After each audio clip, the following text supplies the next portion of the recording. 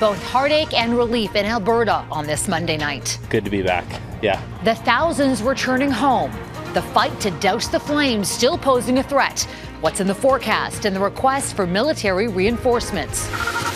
Persona non grata. Canada expels a Chinese diplomat accused of intimidating a Tory MP and his family. We will not tolerate any form of foreign interference. Russia's new bombardments in Ukraine and Moscow's fears ahead of Soviet Victory Day. Plus, succession. Prince William's preparations and strategies before he eventually becomes king. Global National with Donna Friesen. Reporting tonight, Farah Nasser. Good evening to you and thank you for joining us. We begin in Alberta, where wildfires have forced nearly 30,000 people from their homes. The military will help with securing evacuation zones, with transporting supplies and performing manual labor. But it's not clear when the deployment will start. Premier Danielle Smith says financial assistance will be offered to displaced families. Eligible adults could receive more than $1,200. This means that an evacuated family of 4 will receive $3,500 to help get through these dark days and to meet their immediate needs. These payments will help evacuees pay for accommodations, food, and other basic necessities. Across the province, there are close to 100 active wildfires. Cooler temperatures and some rain has helped, but more hot, dry weather is forecast. While some evacuees were able to return home today, that wasn't the case everywhere. Like here in Yellowhead County, one of the communities devastated by the fires. Its mayor estimates that 25 homes have been lost. And we have team coverage across the province for you, but we're going to begin with Heather Yourex-West, who's in the town of Edson. Heather. Farah, this has truly been an emotional day in this part of the province. Relief and joy for many in this tight-knit community, but also anguish for families who have lost everything just a short distance away. After a tense and uncertain few days, the people of Edson are coming home. Home sweet home. A bit of rain went a long way for this Alberta community. On Monday morning, the evacuation order for the town and areas of North and West Yellowhead County was lifted. Good to be back. Yeah, it's nice. We needed the rain. It's a slow return to normal and people are going to be happy to be home, I guess. Protecting the community of Edson was a priority in the province's firefight. Outside of town, rural residents weren't so lucky.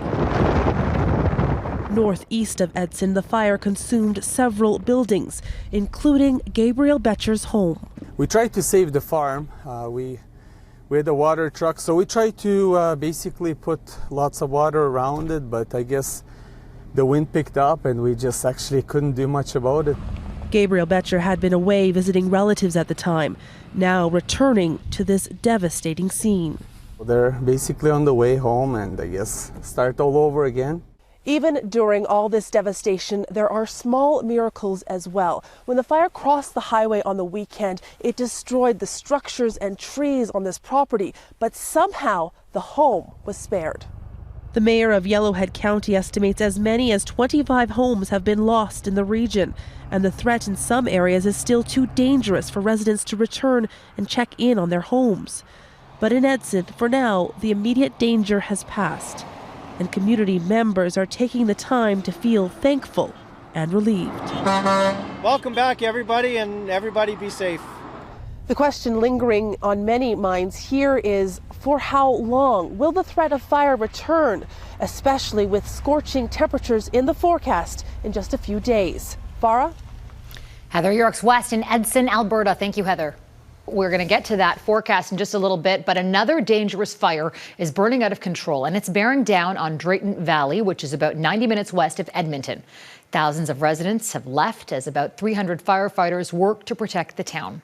And that's where Joel Senick is tonight. Joel, you heard from the fire chief a short time ago, so what did he have to say? Farah, the fire chief says this is still an extremely dangerous situation and the wildfire remains out of control. An evacuation order remains in place. It was given late Thursday night. People have been out of this town since then. And today, officials took media on a tour just south of the town. That is where a major area of concern remains tonight. You can see where fire ripped through the area, but looks may be deceiving. It may appear this is extinguished, But officials say that's not the case. There are hot spots that could flare up, trees that can still burn in this region, and if the wind changes, it could be a problem. And that is why the roughly 7,000 people who called Drayton Valley home cannot return. The fire chief says he's receiving immense pressure from residents to reopen the town, and tonight he's pleading for people to understand. We are getting immense pressure from our evacuees to come back to the community, and they want to come home. We hear you. I have a family too. That's not here. Now, the big hope here in Drayton Valley is that the weather cooperates. We have seen rain over the past 2 days.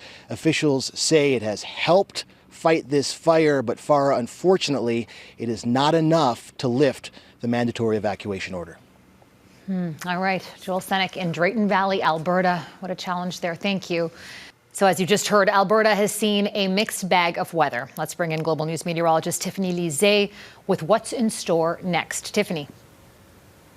Farah, cooler temperatures and scattered showers have certainly helped the wildfire situation across the province. You'll notice a low fire risk for much of central and southern Alberta now, whereas northern Alberta still sits between a high and extreme fire risk. Now, across the province throughout today, tomorrow and Wednesday, we're going to see some scattered showers as well as some isolated thunderstorms. We want the rain. We don't want lightning. That could spark up more wildfires, so we're watching that. But the other issue is these scattered showers are fairly isolated, not necessarily bringing moisture to the areas that need it. Here is showing where some of those wildfires are.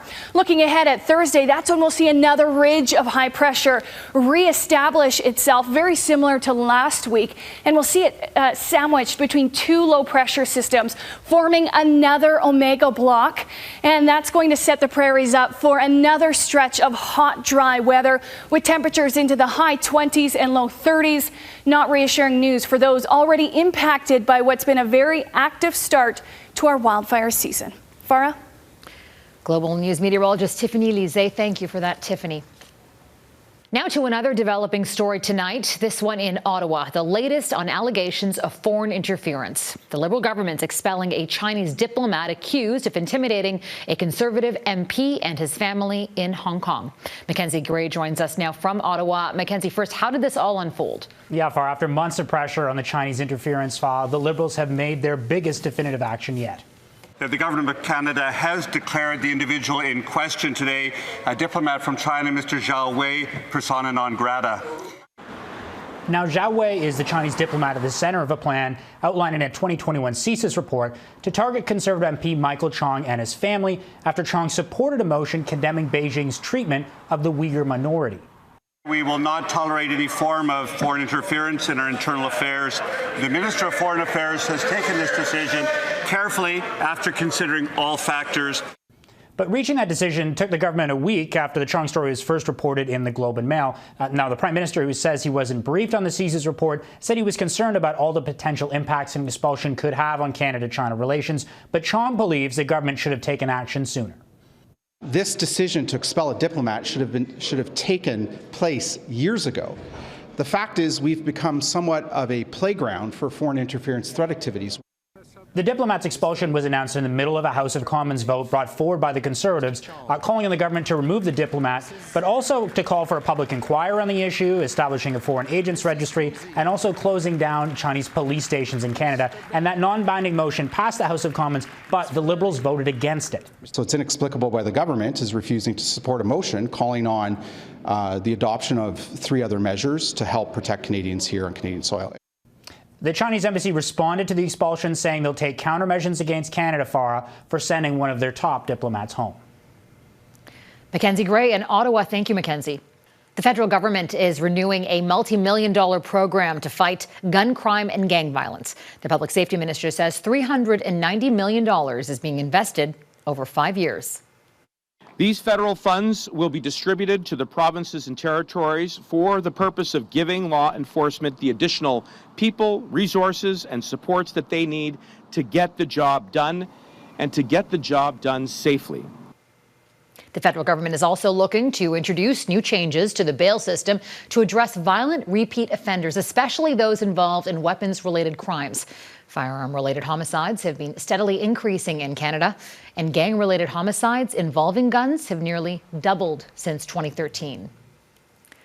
Earlier this year, Canada was left out of a military deal between three of our major allies, the US, the UK, and Australia.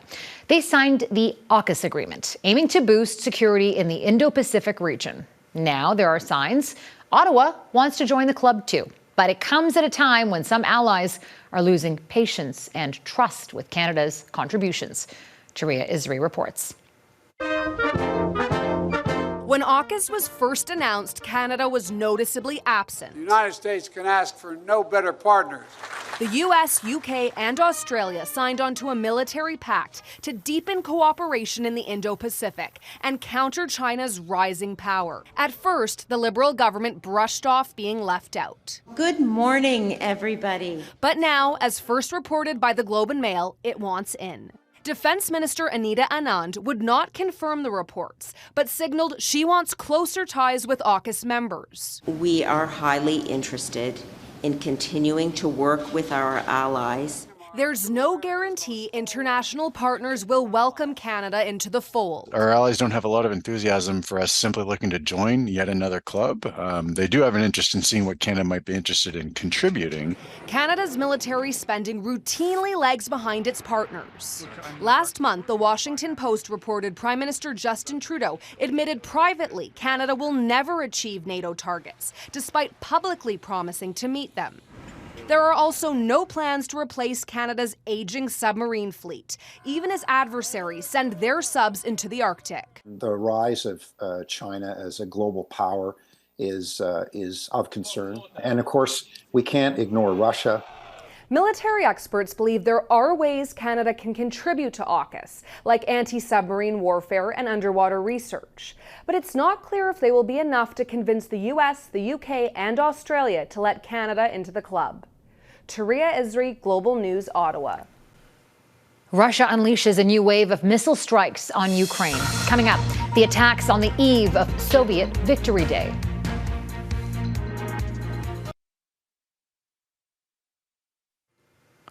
At least 5 people have been injured in the Ukrainian capital after a series of Russian airstrikes. The mayor of Kyiv called it one of the biggest kamikaze drone attacks in the war so far. Several cities were targeted just 24 hours before Russia marks Victory Day to celebrate the defeat of Nazi Germany.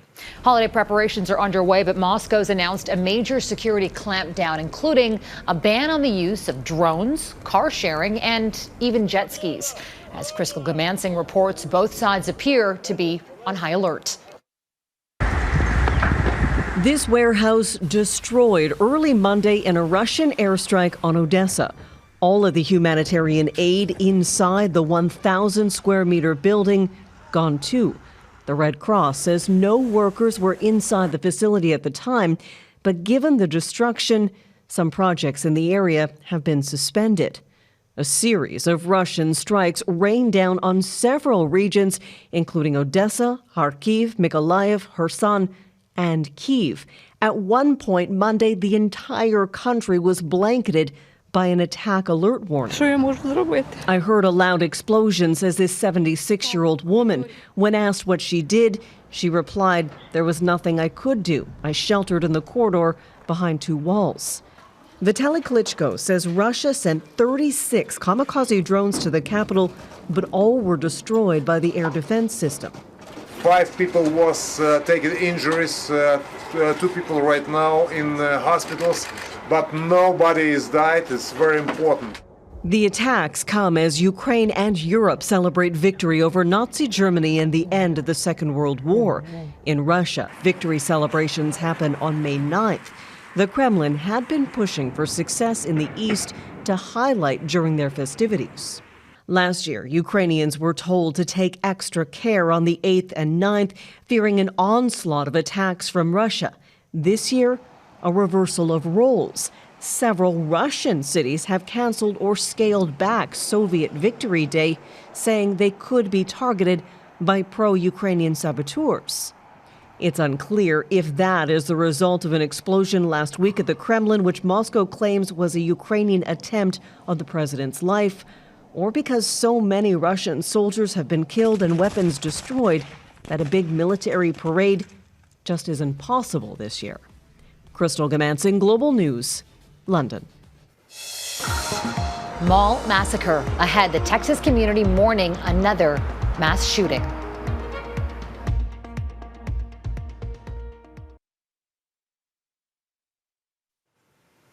Texans are mourning another violent tragedy. On Saturday, gunmen went on a rampage in a mall in Allen, a suburb of Dallas, killing 8 people. And it's the state's second mass shooting in barely over a week. It's the second deadliest shooting in the United States this year, after the January shooting at a dance studio near Los Angeles. Just 5 months into 2023, there have been more than 200 mass shootings. That's more than one per day. Jackson Prosco has the grim new info coming out of this latest violence, and a warning to you, the details are disturbing. Amazing grace. In Allen, Texas, Sunday, they gathered to mourn. We're going to need prayer. So please, think about our families here in this community. This community is still trying to make sense of the senseless after a mass shooting that killed and injured so many. 4 of the victims were from a single family. 3-year-old James Cho was killed along with his parents, Cindy and Q. 6-year-old William was injured but survived. It was scary. I mean, anybody would be scared when they hear gunshots and they just don't know what's going on. The shooting happened at an outlet mall Saturday, when police say 33-year-old Mauricio Garcia opened fire with a high-powered assault rifle. The gunman was killed by a police officer who happened to be at the mall and ran toward the gunshots. I never imagined in 100 years I would be thrust into the position of being the first responder on the site to take care of people. No one can see what they saw today and not be affected by it. Reports suggest the gunman wore a patch linked to far-right extremists and shared white supremacist beliefs online. There have been over 200 mass shootings in the U.S. this year, yet Texas continues to loosen its gun laws. The governor insists the problem is mental health, not guns. There has been a dramatic increase in the amount of anger and violence that's taking place in America. In Washington, U.S. President Joe Biden continues to press lawmakers to pass an assault weapons ban. We are talking about the #1 killer of kids in America, and Republicans in Congress are saying there is nothing that we can do about it. Yet there's little political will to stop the next mass shooting from happening, continuing the epidemic of violence that has shattered so many lives. Jackson Prosco, Global News, Washington. Heir apparent how Prince William's life will change as the next in line to become king.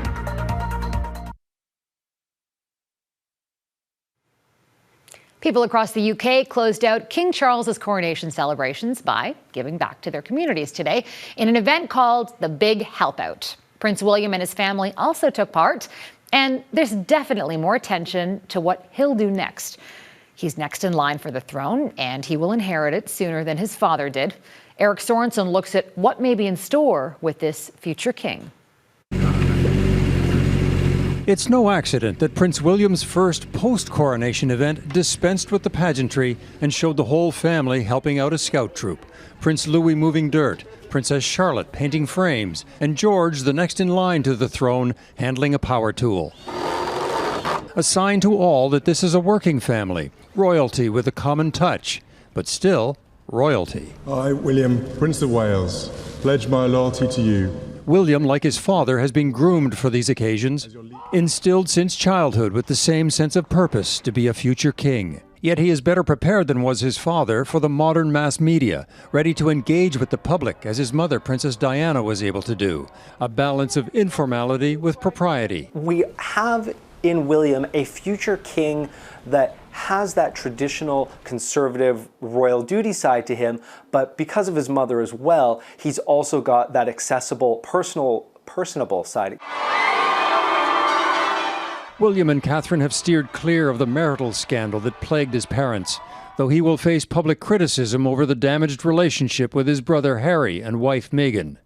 William will embrace advocacy in ways that his father, as king, no longer can. He's already taken on a cause the royal family never considered: mental health. Supporting the mental health of our emergency services is extremely personal to me. William's ability to reach out will be tested. A modern royal family trying to remain relevant among Commonwealth nations and Indigenous people who feel less and less connected to the British monarchy. This is their chance to show a degree of sympathy and empathy with dispossessed post-colonial populations that could be really useful in strengthening ties with the monarchy. William, like his dad, will spend most of his life laying the groundwork for his future role as monarch, embodying the particular sense of duty that falls to the heir apparent. At the heart of the pageantry is a simple message: service. For William, service to the public and to the king. Pa, we are all so proud of you. And until it is his time, William and his family will try to make a good impression. Eric Sorensen, Global News. And that's Global National for this Monday night. I'm Farah Nasser. And for tonight's Your Canada, we honor these two Canadians, Karolina Wisniewska and Josh van der Wijs. Today they were announced as Team Canada's co-chefs de mission for the 2023 Para-Pan Am Games and the 2024 Paralympics. Karolina is a former para-alpine skier, and Josh is a former bocce player. It is the first time the chefs de mission role has been shared. The duo will share their expertise, support, and guide athletes, and be Team Canada's biggest cheerleaders. Thank you for watching. Good night.